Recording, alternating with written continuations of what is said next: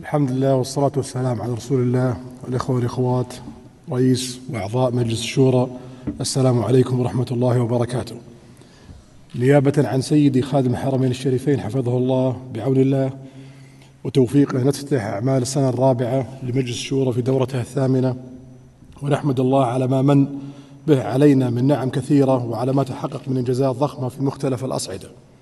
إن بلادكم ماضية في نهضتها التنموية وفق رؤية 2030 وبرامجها الطموحة التي ستسهم بمشيئة الله في محافظة المملكة على مكانتها المتقدمة عالميا وتحقيق المزيد من التطور والازدهار وتوفير سبل الحياة الكريمة للمواطنين. ولقد حققت بلادنا مراكز متقدمة في العديد من المجالات، بما في ذلك تقدمها في أكثر من 50% من مؤشرات التنمية المستدامة للأمم المتحدة، وتطور الاقتصاد السعودي ليكون الأسرع نمواً على مستوى دول مجموعة 20 في عام 2022 بمعدل 8.7% نمواً في الناتج المحلي، وكذلك نمواً في الناتج المحلي الغير نفطي بنحو 4.8%، والوصول ضمن الدول 20 الأكثر تنافسية في العالم.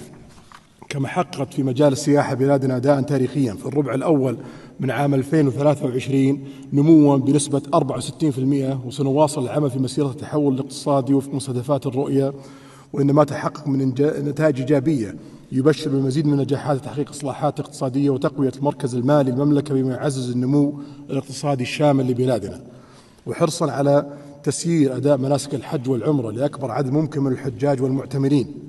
فلقد رحبت المملكة بأكثر من 1,800,000 حاج أدوا مناسك الحج، وأكثر من 10 مليون معتمر خلال العام الماضي، ويعد ذلك من نتائج برامج خدمة ضيوف الرحمن أحد برامج رؤية 2030. وانطلاقا من مكانة المملكة التي تحظى بها في المستويين الإقليميين والدوليين وحضورها المؤثر على جميع الأصعدة، عملت المملكة على توثيق علاقاتها البناءة مع الدول الصديقة والشقيقة، حيث استضافت عدد من القمم الكبرى جمعت أكثر من 100 دولة في العام الماضي.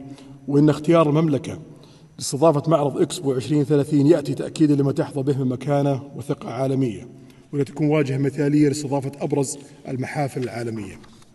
كما عقدت المملكة القمة العربية الإسلامية المشتركة الغير عادية لمواجهة الأحداث المؤلمة التي تتعرض لها شقائنا في غزة. عملت المملكة من خلالها إيجاد حراك عربي وإسلامي مشترك للضغط على المجتمع الدولي نحو اتخاذ مواقف جادة وحازمة ولوقف العدوان الإسرائيلي والسماح بدخول المساعدات الإنسانية إلى قطاع غزة. إن نهج المملكة الثابت قائم على احترام السيادة الوطنية لجميع الدول وعدم التدخل في شؤونها الداخلية، والالتزام الدائم بمبادئ الشرعية الدولية وقراراتها، والتمسك بمبادئ حسن الجوار وحل النزاعات بالطرق السلمية، والأخذ بكل ما من شأننا من تعزيز الأمن والاستقرار في المنطقة والعالم. ستجدون في الكلمة الموزعة عليكم تفصيلا لسياسة بلادكم الداخلية والخارجية. ختاما، أشكر الإخوة والأخوات في المجلس وجميع العاملين في أجهزة الدولة الذين يخدمون وطنهم بكل إخلاص وتفان، سائلين الله أن يوفق الجميع إلى ما يحب ويرضى. والسلام عليكم ورحمة الله وبركاته.